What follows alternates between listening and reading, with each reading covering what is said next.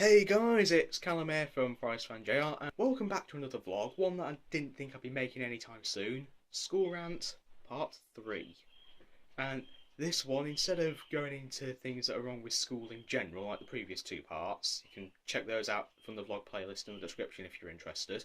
But this one is going to be a bit more of a personal one, because it involves my old school that I used to go to, another school in this town, a bigger school out towards the other town that we visit sometimes for day in the lives.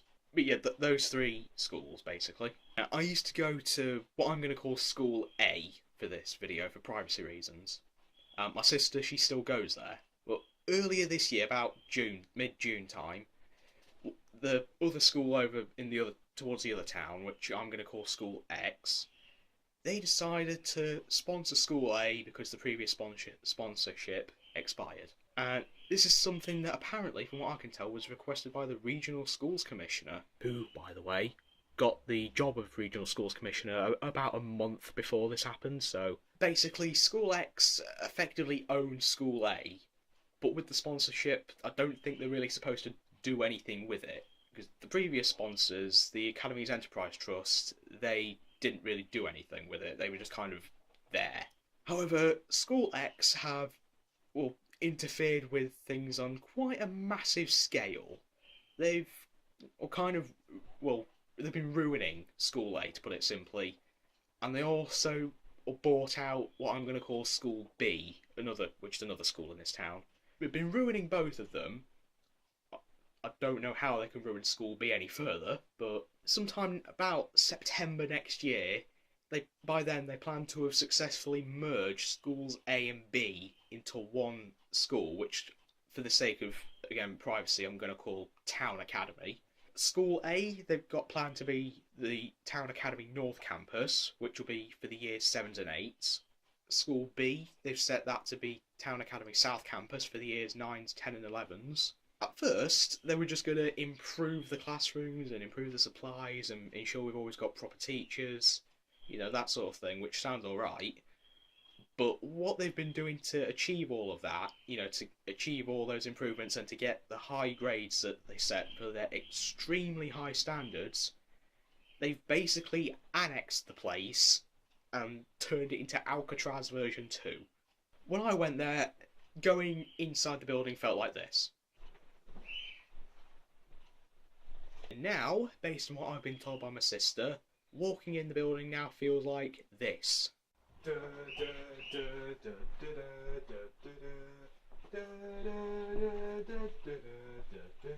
So, in this rant, I'm basically just going to go over some of the stupid and ridiculous stuff that they've done over the last few months. Let's get started, shall we? Let's begin with the timetables, because it's just a bit weird, really. The years 7s and 8s have a different timetable, or a slightly different timetable, to the years 9s, 10 and 11s. Their breaks are 5 minutes longer, which means they get to leave their second lesson 5 minutes earlier. The lunchtime and lesson 4 times are swapped around, so the years 7 and 8s have lunch first, then lesson 4. Year 9, 10 and 11 have lesson 4, then lunch. The years 7 and 8s get to go home 5 minutes early. They finish at 10 past 3 instead of quarter past 3, which means which means the school as a whole now finishes half an hour earlier than it did when I went there, even though it still starts at the same time of 5 to 9. They've changed the lengths of the lessons as well. When I was there, it was 5 lessons, all of them 1 hour long. But now, we've got lesson 1 that's 50 minutes. Lesson 2 is either 45 or 50 minutes, depending on which year group you're in. Lessons 3 and 4 are 50 minutes. Lesson 5 is 55 minutes. And then lesson 6 is either 45 or 50 minutes, again depending on your year group. Like I said, it used to be 5 lessons, each an hour long, for everybody, not 6 lessons that varied from 45 to 55 minutes depending on which year group you're in. And 5 lessons were bad enough as it was, but 6 lessons in a day is overkill.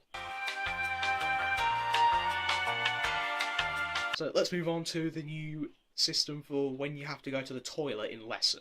So what they've decided to do, during lessons, what they've done is they've locked up all the toilets around the whole school.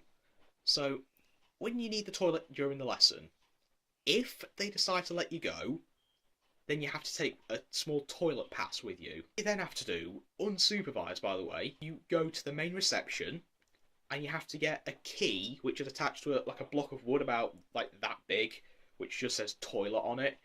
And they trust the students with the keys to all the toilets in the building. You then of course go to the toilet, unlock it, do your business, lock it back up, and take the key back to reception, and then you go back to your lesson. With that system, it takes too long to be able to actually go to the toilet. Like I said, the students aren't supervised when they go and get this key. So, or when they're walking around with the key, they're not supervised with that either. So, they could easily just take the key and go and lock themselves in the toilets just to skip lesson if they wanted. Or if they wanted, they could just keep the key for themselves or throw it away or something. You never know. So then we've got them kind of limiting access in a way to two different corridors in the school. Firstly, there's one corridor which halfway through a Friday, for no reason whatsoever seemingly, they decided to make one of the corridors a one-way corridor. So here's a map of that part of the building. So that red circle with the arrows shows the only way that you're allowed to go around in that corridor now. Which means when you go through that main entrance, you're not allowed to turn left to go down to those two classrooms or to the toilets. What you have to do is you've got to go round outside and back in the building if you want to go to those. Same if you come out of that classroom just next to the main entrance. You can't just go straight down the corridor if you're going down there next. You've got to go round outside and back in. That is just ridiculous. What is the point? What they've also done, they've also gone and blocked the students from going down another part of the school, another corridor, even though there are lockers down there, including my sister's. So they can't go to those lockers anymore. They can't go down that corridor anymore unless they go into a lesson. So anybody who's got stuff in those lockers, try and grab them on your way in between lessons if you can. And just don't, you can't really get to them during break or lunch anymore. Sorry, but that's it. And then we have the planners. It's got loads of info about the school in the front, the policies, it's got stuff about, or it's got space for you to write your homework in, it's got loads of notes about science and maths and English stuff in the back, that sort of thing. But they failed in quite a few ways with making these planners. Firstly, it took them 2 weeks to actually bring them out. You're supposed to get the planners on the first day back. So what the kids had to do for 2 weeks was just write the homework down on the hands or on a piece of scrap paper. And when they did finally get them, they looked a bit like this. So here's a basic sketch of the planner. As you can see, the logo, instead of being smack bang in the middle, it's down at the bottom and then off to the left a little bit, which annoyed my sister and my old tech teacher who have OCD. And then under that, they've got school A's name, address and phone number, and then the website, which they misspelt. Idiots. When you get past the fail of a front cover, on page 3, what people saw was they put the wrong term dates in as well. And the way they tried to fix that was just giving everybody stickers with the correct term dates. Then when it comes to the homework calendars, you use that space to write in new homework you get on those days. For some reason, what they did in that homework calendar page thing, they included August in it, even though school starts on September the 4th. So there's about 2 or 3 weeks of August on that homework calendar, even though nobody went to school during that time. They also put in a few extra pages, which are weeks during holidays and half terms. So it's just wasting paper. Because again, those pages are for writing a new homework you get on those days. And you're obviously not going to get new homework on days when you're not in school because it's a holiday. So what's the point in including those pages? Something I forgot to mention while recording was that they blamed these errors on the printing company. Now, the printing company misplacing the logo, yeah, I could understand that, but things like the wrong term dates and the misspelt website on the cover, that would not be on the printing company. I mean, they probably should have noticed the misspelt website, but things like the term dates, they wouldn't have thought to check that. They would have looked at that and thought, okay, they'll have double checked this stuff before sending it our way. This is all alright, we'll put it straight in as it is. The fact that they're blaming the printing company and not admitting fault is just showing that they refuse to admit fault when they do something wrong. In response to all of this, they did say they were going to bring out a new plan with all the issues corrected, but they have still not yet done this a month and a half later. At this point, they just probably shouldn't bother, let's be honest. Now we have the PE and uniform rules. So let's blast through these. Firstly, they banned the girls from wearing skirts and tights, and a lot of the girls, including my sister, aren't particularly happy about that, although the staff still can wear them if they feel like it. If they see girls with hair bobbles on their wrist, which they use to tie back the hair during a PE lesson, apparently they class the hair bobbles, or visible ones at least, as bracelets, even though they're clearly not, and they confiscate them because bracelets are against the uniform code. They've also stopped students from wearing white socks, even though the planner clearly says several times that white socks are allowed. They're ridiculous with how you're allowed to wear trousers as well, that they're not allowed to be too skinny, and apparently you get isolation if you wear trousers that are slightly the wrong length. And you know how I said you get isolation for that? That's supposed to be reserved for kids who do actual bad stuff, beating people up, breaking things. If they're the wrong length, too short, and they allow your socks to be seen, that's not allowed either. As for makeup, only discreet makeup is allowed, and that's only for the year 11s. Otherwise, there's no makeup allowed at all, in my opinion. The most stupid of them all. Even if you cannot take part in PE for whatever reason, if you can't take part in it because you've got an injury of some sort, you are still made to get changed into your PE kit to avoid your uniform getting dirty. A good example of this happening is my sister. Again, she has a friend who's currently on crutches. She can't bend her leg, but she is still made to get changed into her PE kit, but all she's made to do is just sit or stand on the side and watch. She can't take part, but she is still made to get changed into a PE kit. That is an absolute what is the point, School X? What is the point in introducing that? This is one that I've noticed. A lot of the kids in School A apparently haven't, because my sister didn't really know about this. But School X have been having the trees on School A's field cut down. A few days before this, there were heavy winds and they broke a branch off one of the trees which fell onto the path out, just outside the school grounds, and it blocked the path. It would make sense for them to move that branch by cutting it off and moving it out of the way, that makes sense. But they cut down the whole tree. Cut off the branch, and then the next time I passed it, they cut down the whole tree, leaving just a stump. What is the point in you cutting down the full tree if only the branch is blocking the path? They've also taken it a step further by cutting off random branches on loads of other trees across the field. Last time I passed by, those branches were still lying at the base of the tree 3 weeks after they'd been cut off. So they're clearly not doing a good job of getting rid of those. Okay, so I've actually got footage to show you of this point that I'm making here. So I'm going to show you 2 clips. The first one is going to be when I went past School A on the bus, and that's the one with all the trees cut. And then the second clip I'm going to show you is when I went past School X on the bus. And I've had to cut down the School X clip a little bit more than I'd prefer, simply to keep their name and logo out of it.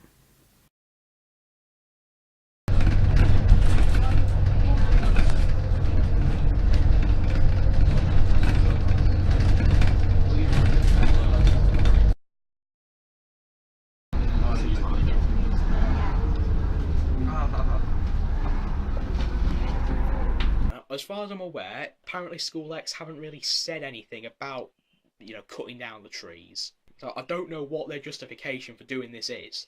It could be maybe the trees are in the way of the new fencing that they're putting up, maybe?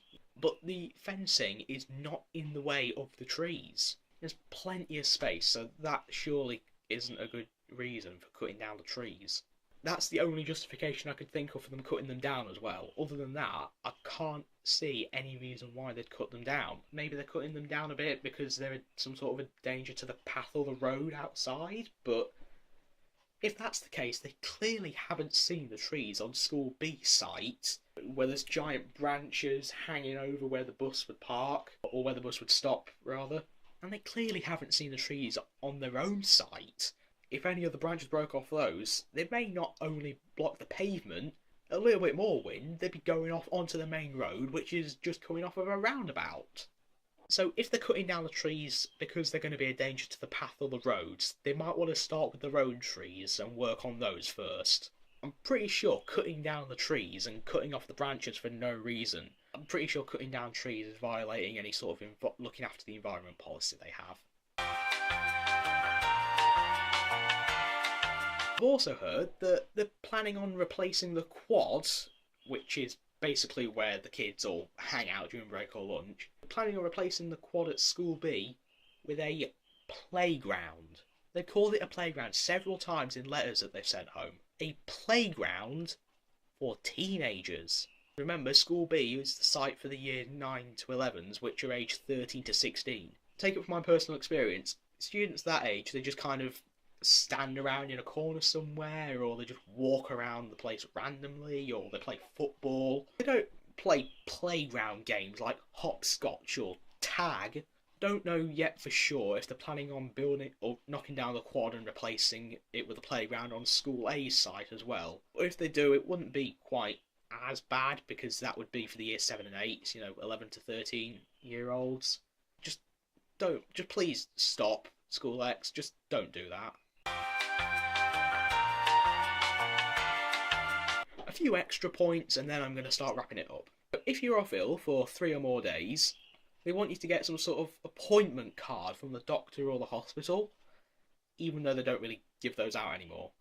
If you're off ill, throwing up, if you're off at home throwing up ill, you don't get a card for that, especially not from a doctor or a hospital. Even if you've got to be off for a dentist or a hospital appointment, nowadays, especially with my family, I know for sure, they don't really write down on some sort of special appointment card when the dates for the appointments are. They just make them over the phone. Even if you've got a hospital or dentist appointment, you may not be able to provide proof of those because it's just made over the phone for a lot of people now. If you can't provide evidence of where you've been off, then you get detention for truancy, being absent without a good reason, even if you do have a good reason for being off. The fail planners also seem to imply that they don't do detentions during lunch or break time anymore, seemingly preferring after-school detentions, which at this time of year would leave students to get home in the darkness during the winter months. This is the time of year where it starts getting dark at about 4 to 5 p.m, and again during the winter months it's freezing cold, especially in Britain.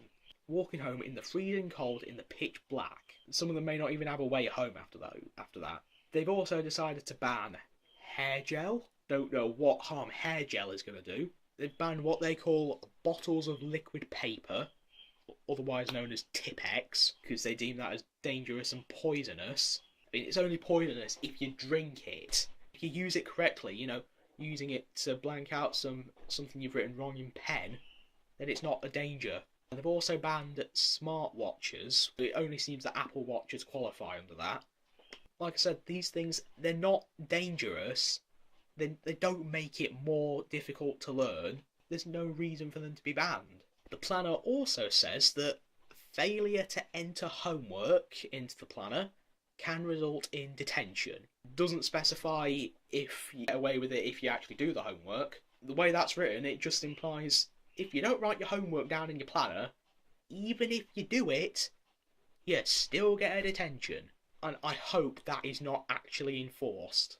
The planner also tells what's really a blatant lie. It says students who regularly complete homework are more successful in exams.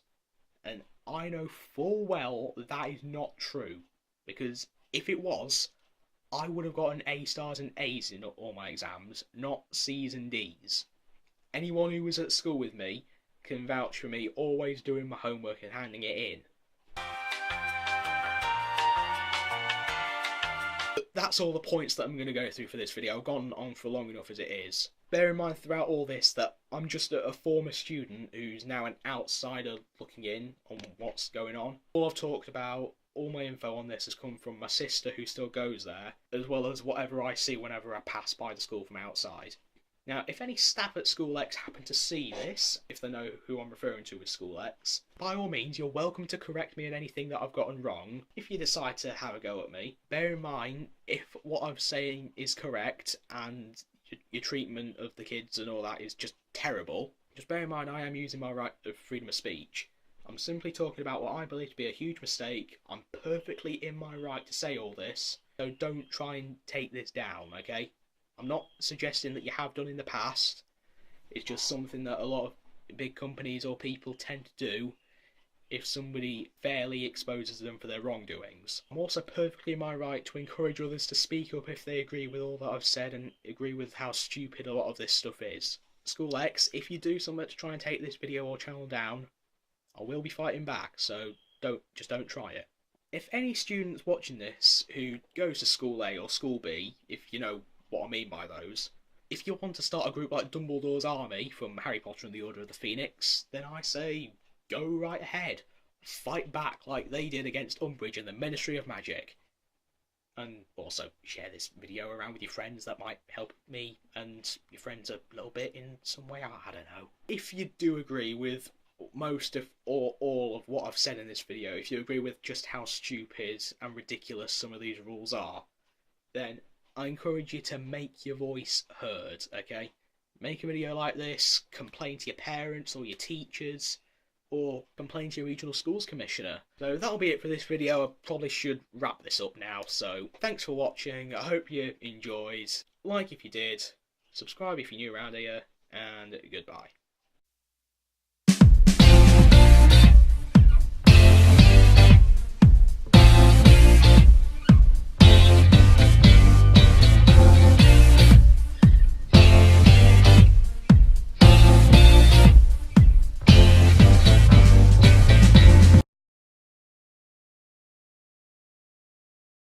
Alright, a little bonus.